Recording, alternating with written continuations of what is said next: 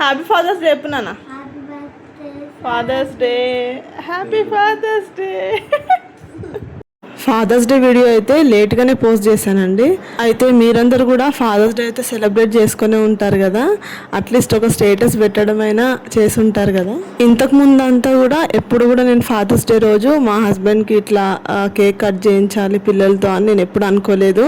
కానీ ఈసారి అయితే ఖచ్చితంగా కట్ చేపియాలి కేక్ అనేది అని ఒక చిన్న సెలబ్రేషన్ అంతే. అందరూ ఫాదర్స్కి అయితే ఈ వీడియోని డెడికేట్ చేస్తున్నాను.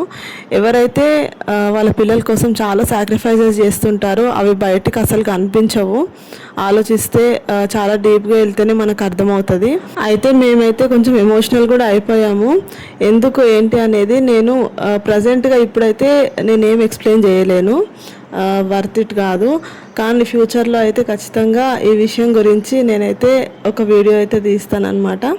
ఎందుకంటే మనము ప్రాబ్లమ్స్లో ఉన్నప్పుడు ఎవరైనా కూడా ఇంకా ప్రాబ్లమ్స్ ఎట్లా క్రియేట్ చేయాలనే చూస్తారు, ఏడుస్తే ఇంకా ఎట్లా ఏడిపించాలనే చూస్తారు తప్ప మనకున్న ప్రాబ్లమ్ని అయితే అర్థం చేసుకోరు ఎవరు కూడా. ఇంకా మనం ఎక్స్పెక్ట్ కూడా చేయొద్దు. కానీ ఏదేమైనా మన పిల్లలైతే మనని కనమనైతే అడగలేదు, మన ఇష్టపూర్వకంగా మనమైతే పిల్లల్ని అంటాం కాబట్టి వాళ్ళకి ఎటువంటి ప్రాబ్లం లేకుండా చాలా అతి జాగ్రత్తగా చూసుకోవడం అయితే తల్లిదండ్రుల బాధ్యతనే. అదైతే వాళ్ళంతలో వాళ్ళు ఒక స్థాయికి వచ్చే వరకు కూడా తల్లిదండ్రులు చాలా బాగా చూసుకోవాలి.